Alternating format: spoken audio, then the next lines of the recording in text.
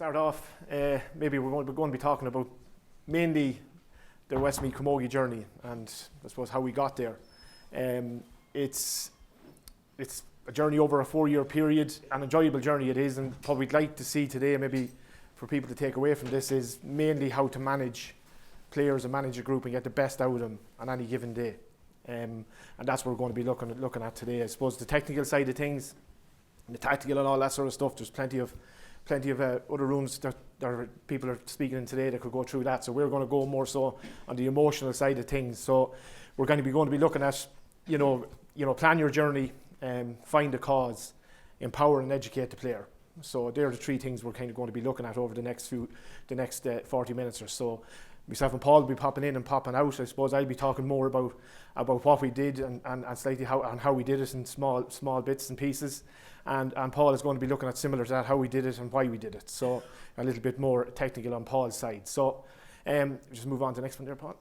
Okay, so we're going to look at the journey Westmeath Camogie have taken and how we did it. So then, what we had then, what we have now, and how we did it. So it's really important to look back. Maybe when I first took over Westmeath Camogie and looked at the structures of everything they were doing previous to that, and try and change the culture of how they trained, how they played, how they prepared. That was a difficult task. It took a lot of work, in cooperation with your county board, to be able to implement and put in a high performance environment for the players to thrive and to work together going forward. So, for example, as you can see here in 2016, it was the first year, our implementation of all our plans and our approach to training took a long period of time throughout the season.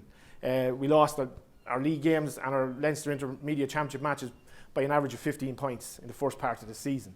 We're competing in the Premier Junior Championship that year, and we got to a semi-final v Carlow down in Freshford, and we were beaten by a point in extra time. So that was the first part of the journey, and how we had to try and change the mindset of the players and how the players changed in that time. So in that time we had mostly experienced players involved with Westmeath, and then as we moved into 2017 we integrated some younger players from the underage groups into the setup and try and integrate them as best we possibly could to make the work for the group.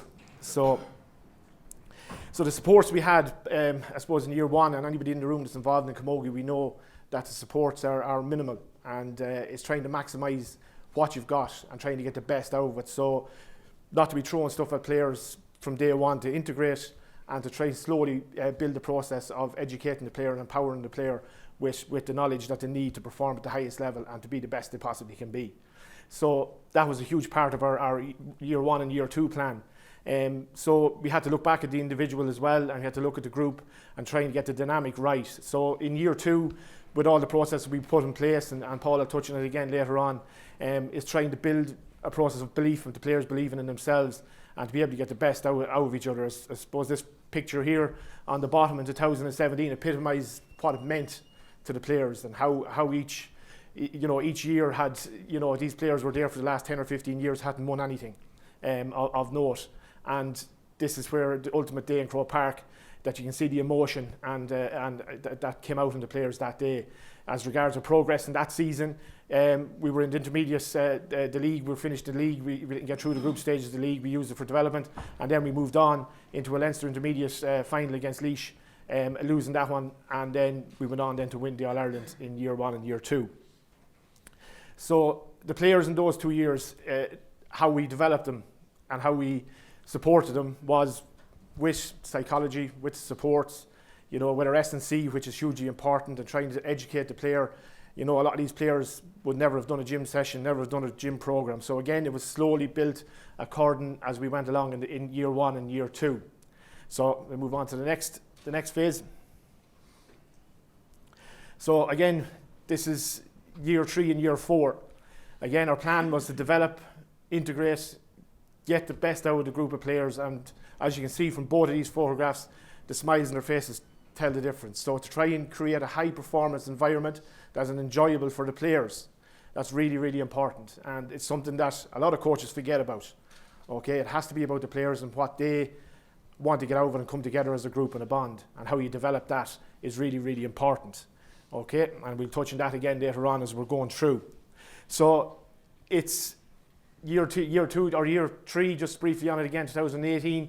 Again, we built again. We tactically, technically, physically, psychologically, and all those areas that we increased the percentage of what we did and how we did it. And the girls applied themselves the best they possibly can by changing their culture of how they trained, how they prepared. In each year, it was incremental as we went along. We always added 30 or 40% in each season. So again, in that season, our league was a good league. We got to a Division 2 final. We were beaten by Cork's second team by a point. We won the Leinster Intermediate Championship, where in year one we were beaten by 34 points by Kilkenny in the same competition. So again, that's testament to how we improved and how the girls bought into what we were bringing to the setup and how to develop that. Okay, we lost out in scoring difference to get reaching an Ireland Intermediate semi-final in 2018 in our first year in the competition. So more so, I suppose, why we're standing here today is the jump we have made from winning a Premier Junior to win an intermediate and participating now at senior level in 2019. So how we did that, it's down to the players. We facilitated them. We put in the structures that were needed to progress and to move forward as a group. And the idea, the graphics on this is to try and again to hone in that anything that you take away from here today is that there's loads of stats, there's loads of facts, there's loads of things that you can do as a coach to bring to players, which is fantastic. But you have to remember about the emotional side, the passionate side, and to get the best out of the group, they have to be a group and together at all times. So it's really, really important.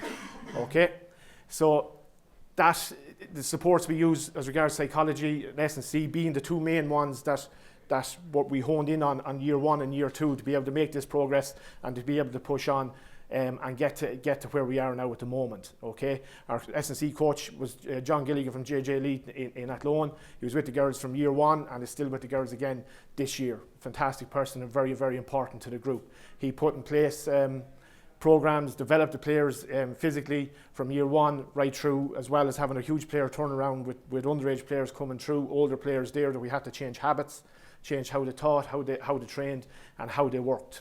Okay. So how we develop the player, it's really important that belief, and I suppose anybody here that's coming from maybe a Premier Junior county or an intermediate county, as regards Camogie, belief is a massive part of it. You have to instill that belief in the players for them to be able to produce it and perform on the pitch. And that's one thing that we honed in on from day one, from our first training session, from our first chat with the players back in year one, was always about belief and building that belief process over a four-year period, that the players could believe that they can compete, win an intermediate, and now the belief process moves on to competing in Senior All-Ireland Championship in June. So that's really important to develop in the player and hone in on that again from the belief process. So, and how we change the culture, I suppose. Culture is talked about a lot, and one of the things is a working relationship with your club executive, your county executive, whichever association you're working with, and the people that you work with. It's having a really, really good working relationship. Hard conversations do have to be made. One of the main reasons why Westmeath Camogie have made the giant strides that we've made is the working relationship we have with our county board. A year before I had taken over, the previous management asked me to take a training session, just a little snippet of what was happening to our elite athletes in Westmeath. Was on a Friday night before an All-Ireland Championship match. The previous management asked me to take a session. 7.5 minutes into the session, I had to stop the session. I had to have a discussion with the players as regards what was wrong. So their energy, their enthusiasm, their physicality, everything was down here. There was nothing happening. They had played club championship on the Tuesday night.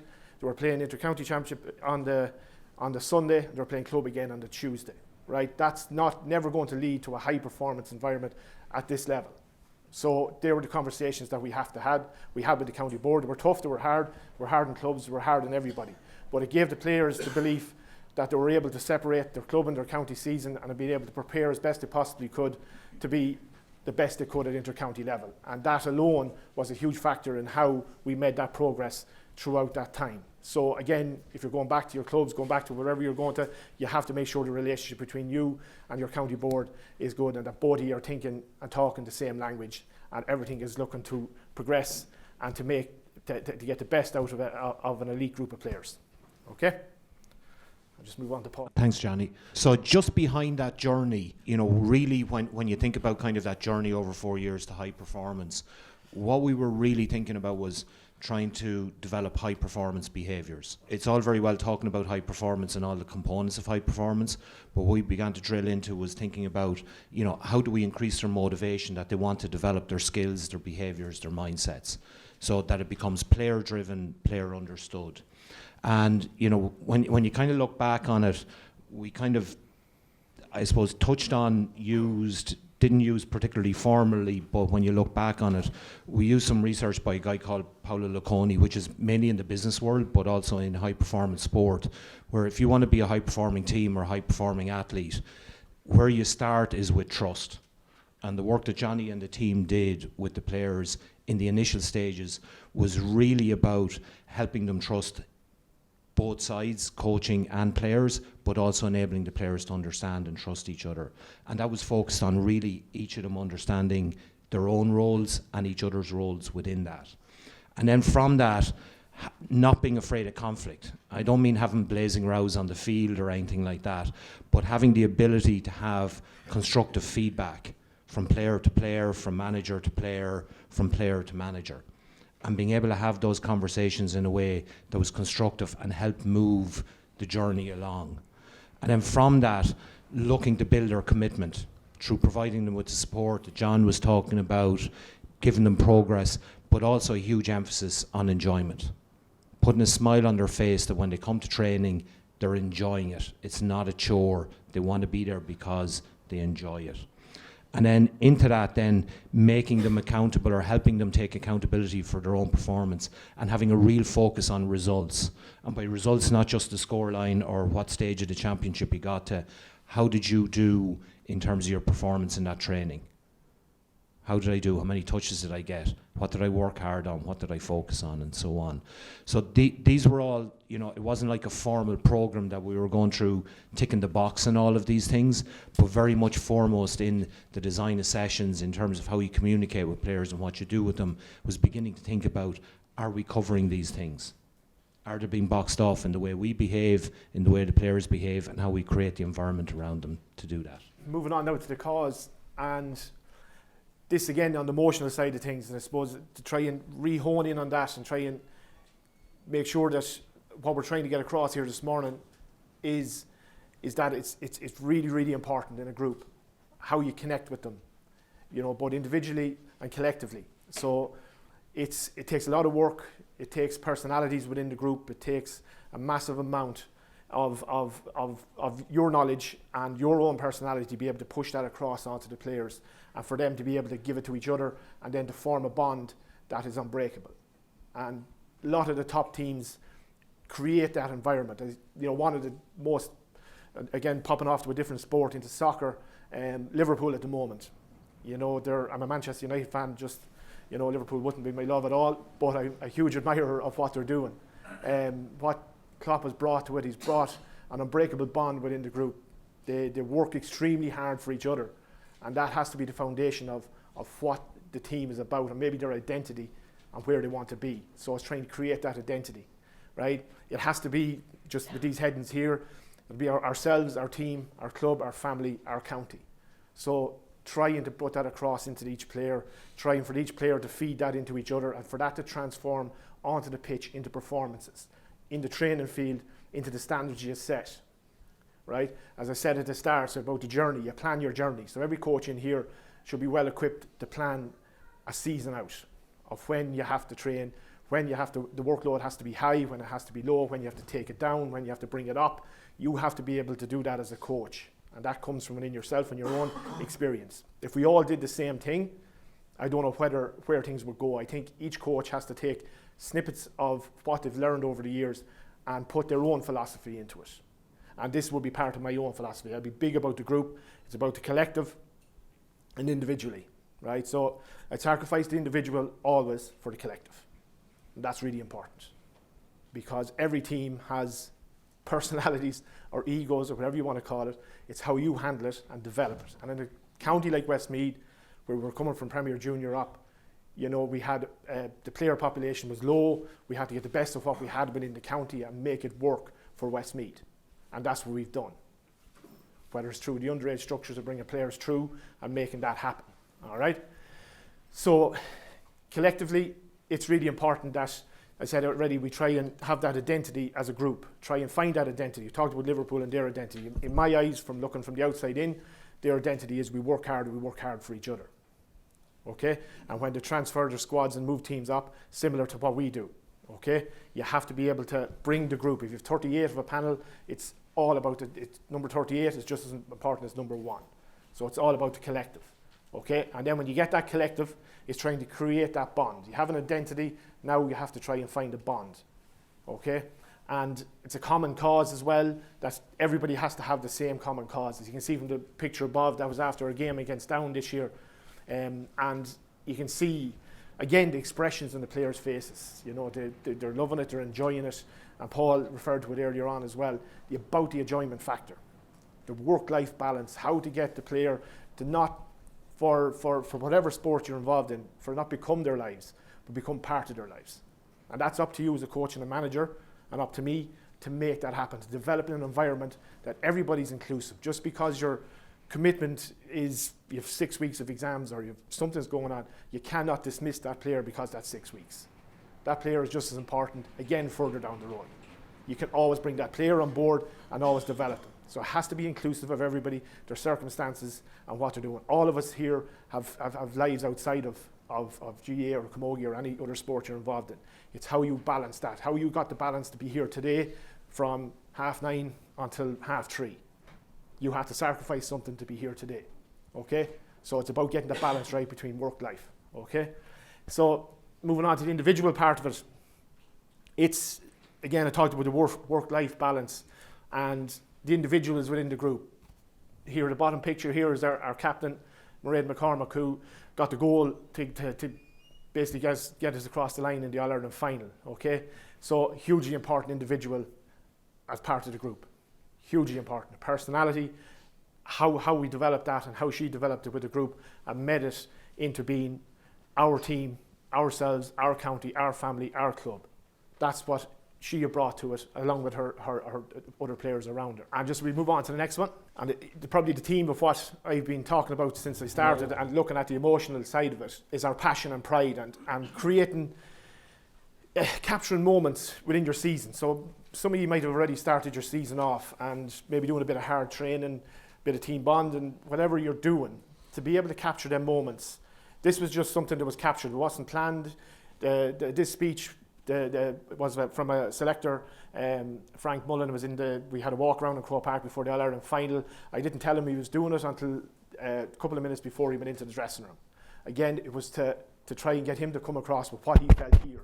It was in here that we had to try and get the most out of it. And when you hear this in a couple of minutes and listen to the words that he's spoken, it wasn't scripted, it wasn't pre-done, it was from the heart in the moment. So we captured this moment in time that we'll remember forever and he'll remember forever. And it's about the passion and the pride that this person, the personality as part of the group. We have a group of players and we have a group of a backroom team. Okay, so the personalities in the backroom team are just as important to the dynamic of the group and where you're going to go going forward. Okay, so just you listen to the words of this. You know, that is why you're here. You know, when the dreaming stops, reality is the ultimate choice you have to make. It's quality over quantity every time then. And when you take that field on Sunday week, girls, believe you me, the people that we represent, the families, the friends, what you go through this week, they will understand. They know us and they love us. And they are why we're going out here to represent them. And represent this panel of players, the squad, the backup, the setup, everything. And nobody can ever take that from you. The right to be here, to earn it. And before I wrap up, I just have one small question for you. To ask yourselves, what can I do between now and Sunday to make this panel, to make this squad stronger, harder, tougher? What can I do as an individual for the team? Remember, winning continues tomorrow. It will continue on Monday, and it will continue on Tuesday, and we'll carry that through the week, okay? Wish you the very best of luck, and you've earned that right to be here. Thanks a million. So it's really important to try and hone in on that, and I'm trying to re-emphasise what the message we're trying to get across here this morning. You know, the tactical, the technical, we're not going to go into that really. We're going to be talking about the emotional, and this is the biggest side of it, because if you don't have a common cause, you don't have a cause for your group, even as a management team, what's your plan? Where do you want to be? You know, where do you want to be in 2 years' time? We always have to have the plan, the journey, and have a cause. All right, so it's really important that we hone in on that, and you try your best to garner that, because that's what winning is about. And any of the top managers across any code will always, if you listen to interviews after matches, there's always going to be a common word about work rate, or about our cause, about our players, about our group, about the team, about the bond, all key words across multiple sports used, the very same words used. Okay, so that's what we want to take out of this thing here, is just to capture the moments and capture the memories, whether it's the first day of the season, middle of the season, toward the end of the season. Capture them moments, because that's the memories that you'll always remember. Okay? Where we're really emphasising is this idea of, you know, when you work with a team, there's kind of the why, the how, and the what. And really where, you know, we all felt very, very strongly about was starting with the why. If the player can understand and know why they're doing what they're doing, whether it's for the whole season, or whether it's for a session, or whether it's for a drill, if they know the why, that drives the behaviour. It drives how they operate. And then that behaviour drives the performance, which is what they actually do. And a lot of us will, you know, myself included, when you go coaching teams or working with teams, is you'll focus on the what. What are we going to do in the session? What's the next drill we're going to do? What's the next game we're going to play? What's the next tactical setup we're going to have? And sometimes, you know, that can be successful, but when you look at really successful teams, really successful organisations, they start with helping people understand, why are we doing all this? What is the purpose? What is the cause? Where are we going? And then build off that. And then you're increasing the motivation and the ability of the players to be able to buy into it and build their commitment, that it becomes theirs, not yours, as a coach or as a manager and whatever. And our cause, we didn't write this down. It wasn't kind of like something we had hanging in the dressing room. But ultimately, when we kind of, you know, in conversations you'd have with players and interactions with them, what it came down to was representing ourselves, our families, our clubs, our county with pride and passion. But ultimately, it was really trying to get the most out of our talent and abilities. How far can we really push this? How far can we go from where we actually are? We'll just move on again. They're a common team, okay? It's an emotional team. It's trying to connect with the group and trying to make sure that we can get the maximum out of the talent you have at your disposal.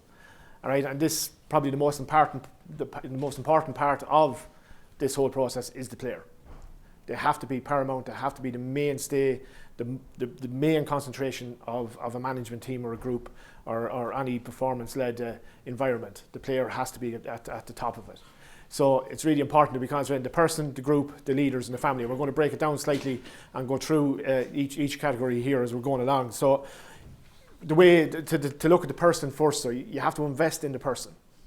So that means, as a manager, you have to be engaging, you have to be open, you have to be ready to be able to talk to them, to be able to sit down with them and know what's going on in their lives, and then to be open enough to be able to tell you what's happening and how to develop that and how to build it into your plan. So you have a player-led plan as regards a template of each player. What's going on there, their workload, their college life, what's going on. And if they have to be open enough, there's stuff just talked about as private, it's kept private. So the next day a player goes out, poor performance. The question as a coach you have to ask, why?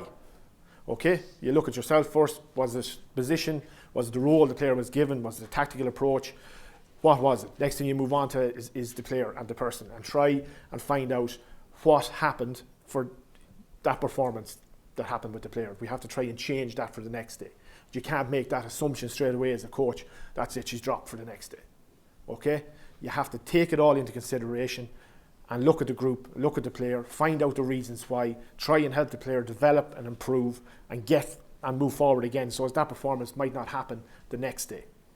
Okay? So that's really, really important And I already spoke about the work-life balance, and this is something that I'm hugely on in any teams I'm over. It has to be part of your life. It cannot be your life. It has to be something that you come to, that you enjoy, that you want to be there.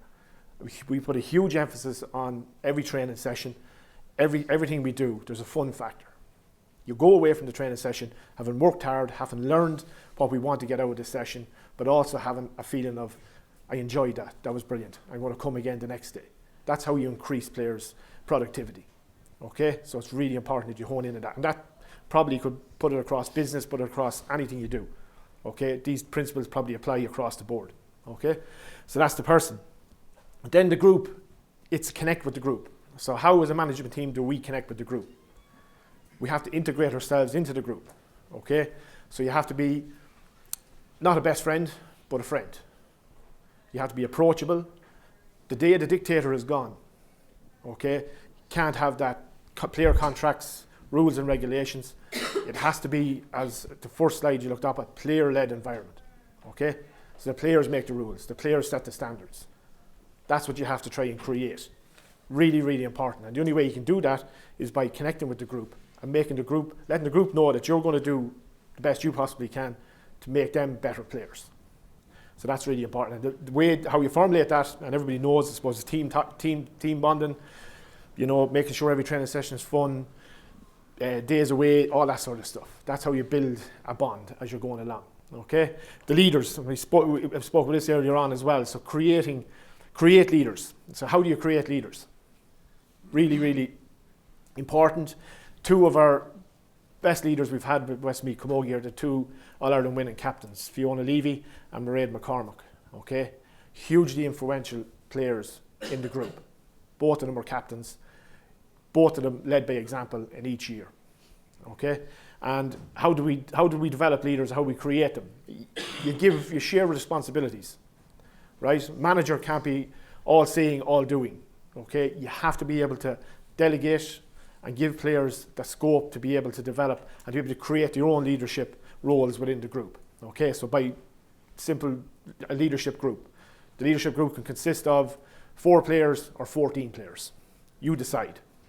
The only way you can decide is by picking out the players that you feel from your gut, from your experience as being a leader within the group, and bringing them together, having a shared responsibility, having again going back to a common cause that each player is striving to be the best they can be. So creating leaders is identifying those leaders, bringing them together, and getting them to share responsibilities. Both on the tactical side of things, stuff like that, some of the stuff we would have done would be player-led tactical approach, giving the players scenarios, problem solving, go out on the pitch, let's do it. We all know, we've all been there on the sideline, you have 30 seconds, maybe 25 to 30 seconds to change anything in a game. But what's the best way to change what's happening on the field for the better? The player. Communication, organisation. Each player can communicate quicker, cornerback to fullback, right beside each other. You have a Maraforna taking 25 seconds to get across. You could have the message done within 3, from cornerback, from goalkeeper, right throughout. So it's a link, an invisible line between each player on the field. But being connected and the communication levels in the group have to be hugely up here. And that's how you develop that. And that's, again, down to leadership. So each player on the field that takes to the field is a leader, takes responsibility. Doesn't look behind for maybe the captain to say, well, she's going to lead. No, I'm a leader today. I see it, we develop it, we get in at half time, we discuss it, change it, move on again. Okay? And then the family side of it, as you can see from the photographs, you know, huge group, you know, and you can apply this across any sport, you can apply it in business, you can apply it in anything you do. So it's really important that we take each step together as a family. We win together and you lose together. You've all heard that before. This is nothing new that you haven't heard. But it is important that responsibility is shared from everybody, that everybody reviews their own performances in every day. So something we would have done, we reviewed every single match, both as a management team, as an individual, the individuals, and as a team on the field. And always then, the next available opportunity, it was reviewed while it was fresh in the mind.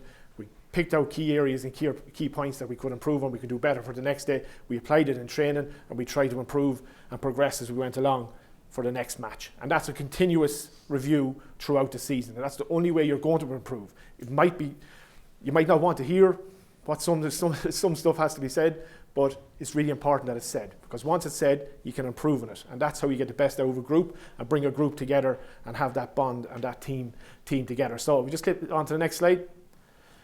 So I'm going to show a few videos of something we did, and just idea again, this is, again goes back to the previous video of capturing moments and memories within a space of time, okay?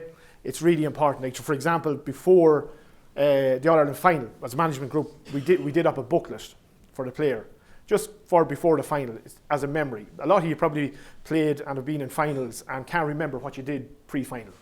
Where did you train? When was your training camps? What you did? So as a memento, we put in a kind of a player diary on the lead up to the All-Ireland final, and with quotes and pictures and little bits and pieces of the memories and the moments that we shared throughout the season. And they had that pre-final. And it was something they could look at that morning when they get up before the final and remember the nights we did all the tough training, the things that were said, the players that we did, the journey we were on, all the stuff we're talking about here. And this video was something we showed pre All-Ireland Championship. So on the Thursday or Friday night before we played Kildare in the first round of the Intermediate Championship, this was put together. It was again from our leadership group and from players within our leadership group. So as our journey begins on Saturday and we take each step together. Okay, again, you can get the sense of this being a bond and a group and being together. And each player had a little bit to say, and we click on to the next bit.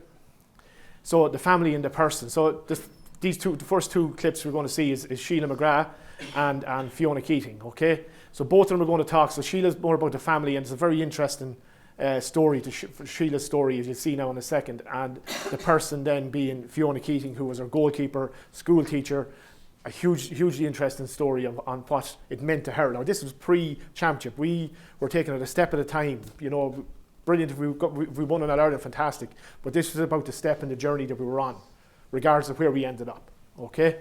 So. Also, thirdly, for my family, back when this photo was taken after winning the Junior All-Ireland in Croke Park, I was the only one out of my sisters that played with Westmeath Camogie, whereas this year I got to share that experience playing alongside my sisters Sandra and Shauna.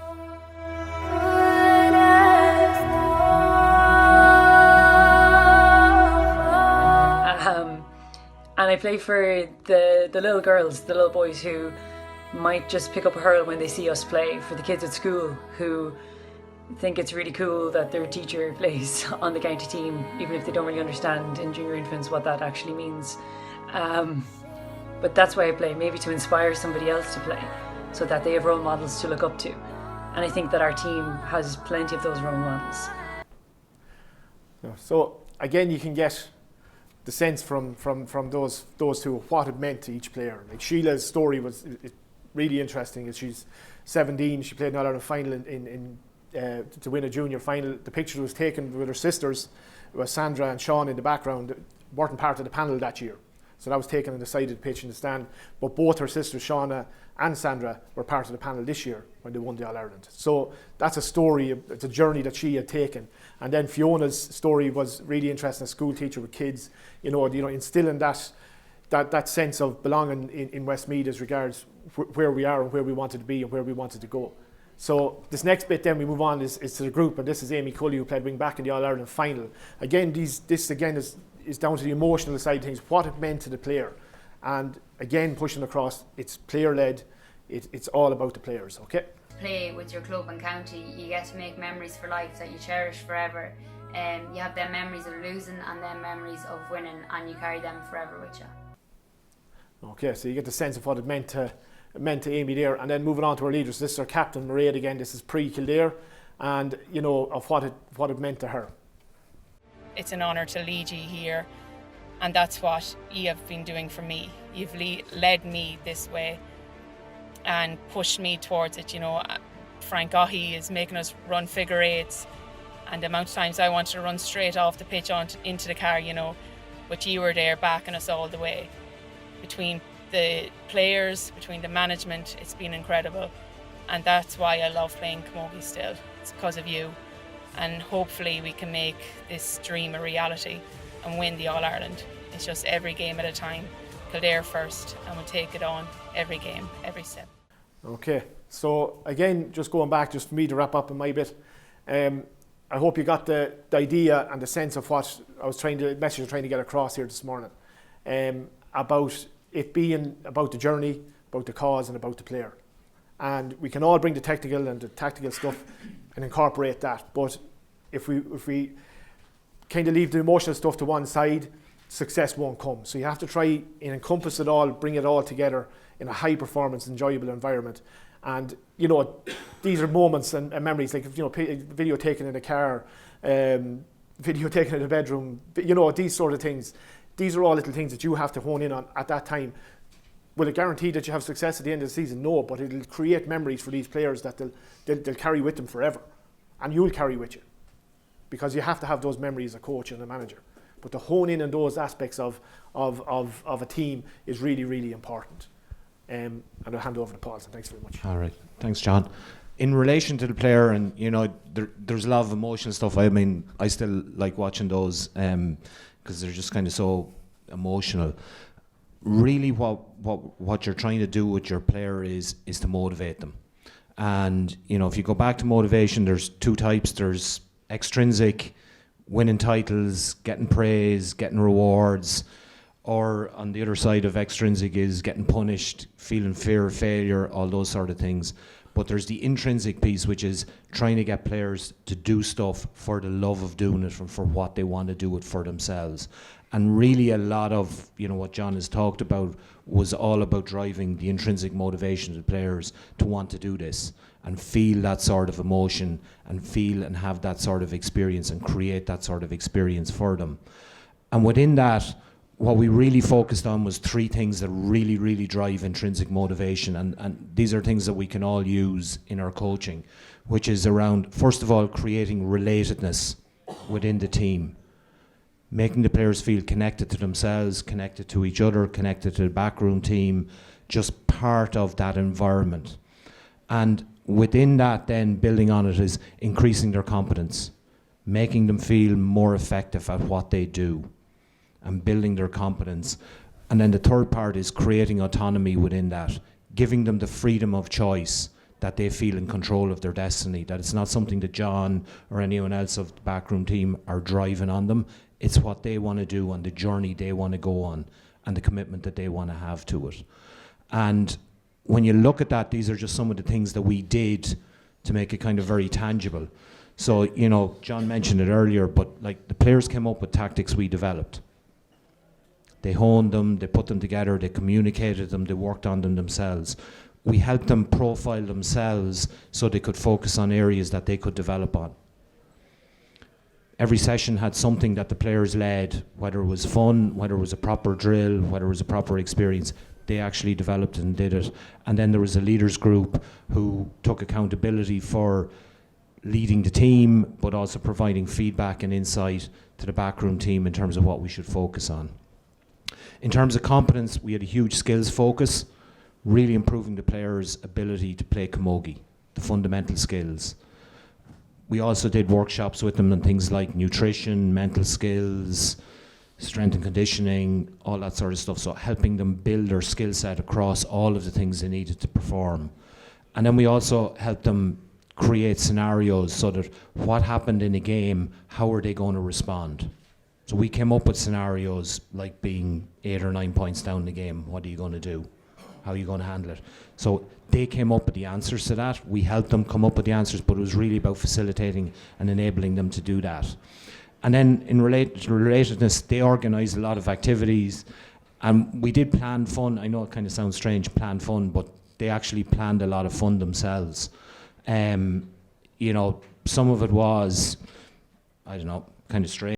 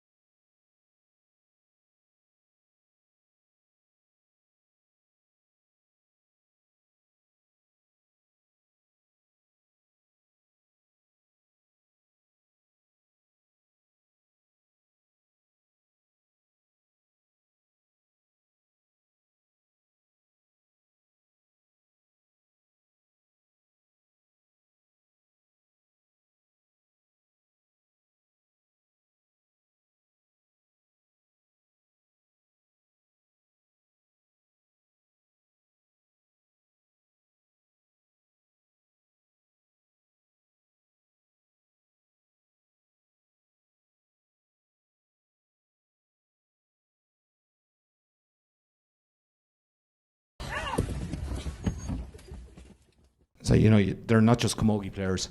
I'm not sure whether to get any contracts for singing or ad-libbing, but, they created that sort of fun. I deliberately didn't put in the bit of the backroom team making a show of themselves in the back of a van. The other piece was that if all else fails, so everything we've talked about for the last 30 minutes or so fails, get yourself some celebrity inspiration. There's plenty of them here that you can kind of approach and get them to talk to your team, and they can really, really help. Would you look what we have here, huh? The Westmeath Camogie team. Beautiful stuff. Well, I'm joined here, girls, now by Joe Brolly and Davy Fitz, and we are here to give you a few words of inspiration and encouragement before the big game this weekend. Girls, this is your moment. This is your time. Westmeath, All-Ireland champions. That's what you got to think. You got to back each other like sisters, because there's enough sisters in that team, in fairness.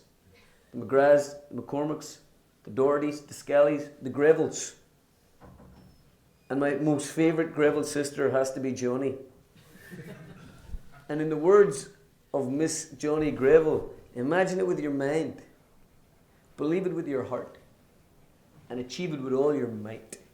Don't be robbing Johnny Greville's lines, huh?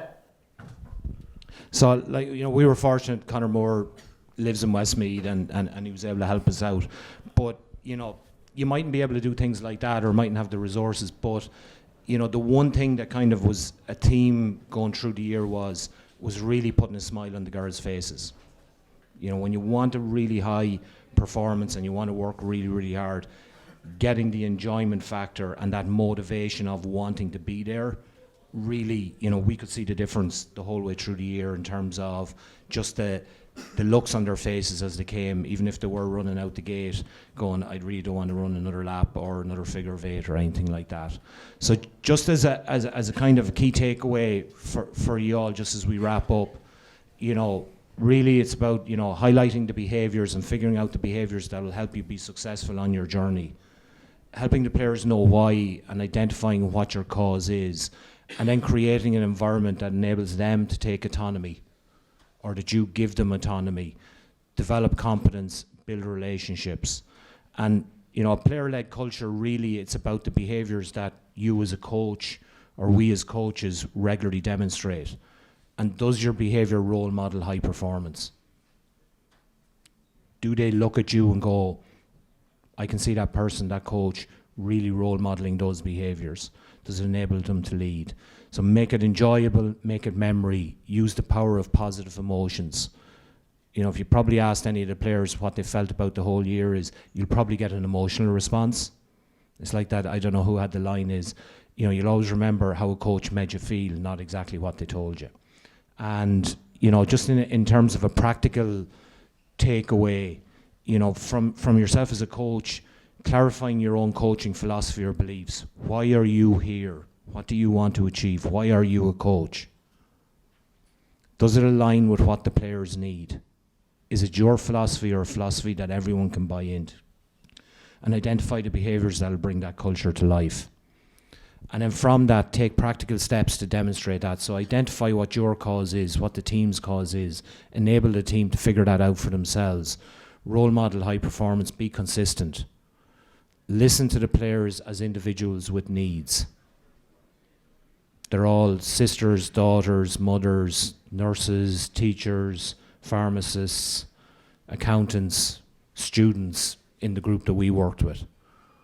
Ask them questions to help them find the answers. I think the thing I always noted about Frank's speech in Croke Park was he just asked them a question.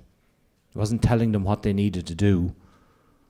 It was just about what can you do, and letting them reflect on it and find the answers and empowering them to find those solutions. And finally, creating fun and really just focusing on each moment as it comes.